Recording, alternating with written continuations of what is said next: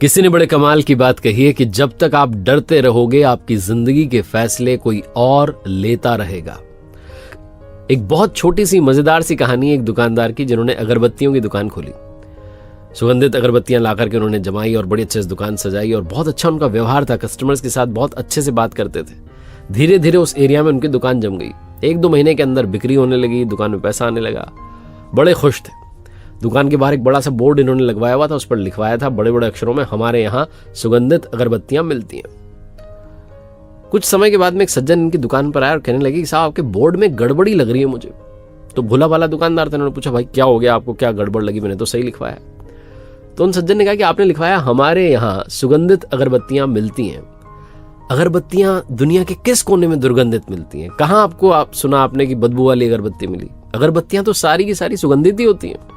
आपने ये जो हमारे यहाँ सुगंधित अगरबत्तियां मिलती हैं लिखवाया, इसमें से सुगंधित हटवा दीजिए, कोई इसका मतलब नहीं, कोई तात्पर्य नहीं है। भोला वाला दुकानदार था, उसने कहा सही तो कह रहे हैं, इसका क्या मतलब है? पेंटर को बुलवाया, कहा भाई पेंट कर जाओ। तो सुगंधित शब्द जो था उस पर पेंट हो गया। अब वहां लिखा हुआ था हमारे यहाँ अगरबत्तियां मिलती हैं। कुछ समय के बाद में एक और सज्जन आया, उन्होंने अपना ज्ञान दिया, राय दी। उन्होंने कहा साहब आपने लिखवाया हमारे यहाँ अगरबत्तियां मिलती हैं, हमारे यहाँ का क्या मतलब है? आप ही के तो यहाँ मिलेंगी, आप ही की तो दुकान है, और कहाँ मिलेगी? ये 2 अक्षर 2 शब्द मुझे जम नहीं रहे, दोनों शब्द हटवा दीजिए आप। तो बुलवाया पेंटर को, भोले वाले दुकानदार ने हमारे यहाँ भी हटवा दिया, वो 2 शब्द भी गायब हो गए। 15-20 दिन बीते होंगे, एक और आए सज्जन, उन्होंने अपना ज्ञान दिया कि साहब के बोर्ड पर लिखा हुआ है अगरबत्तियां मिलती हैं। मिलती हैं का क्या मतलब है? मिलेंगी सही, जब दुकान खोल के बैठे हो तो मिलेंगी ना, कि नहीं मिलेंगी? भोले वाले दुकानदार ने सोचा ये भी बात तो सही कह रहे हैं।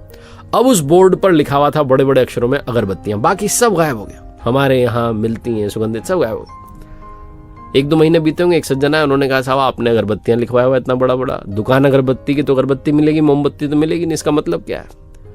तो बुलाया पेंटर को, उसको भी पतवा दिया, गायब कर दिया। खाली बोर्ड लगा हुआ था। धीरे धीरे जो धंधा था उनका, जो दुकान थी उनकी, कमजोर होने लगी, धंधा मंदा होने लगा, बिक्री कम हो गई। कुछ समय बाद इनका एक बहुत पुराना दोस्त था, वो आया दुकान पर, तो बातचीत चलने लगी। तो बताया इन्होंने कि धंधा जो है बड़ा मंदा होता जा रहा है और ये वो क्या करूं मुझे समझ में नहीं आता। तो दोस्त गया बाहर एरिया देखने के लिए और उसने बाहर से दुकान को देखा और वो वापस आया दौड़ के, कहने लगा तुम पागल हो गए हो, मूर्ख हो, पता नहीं क्या कर रहे हो? तुमने अपनी दुकान के बाहर इतना बड़ा बोर्ड लगवाया, उस पर कुछ नहीं लिखवा रहे हो। तुम्हें कुछ तो लिखवाना चाहिए, कुछ तो लिखवा देते। तुम वहां लिखवाओ कि हमारे यहाँ सुगंधित अगरबत्तियां मिलती हैं, फिर देखना क्या दुकान चलेगी।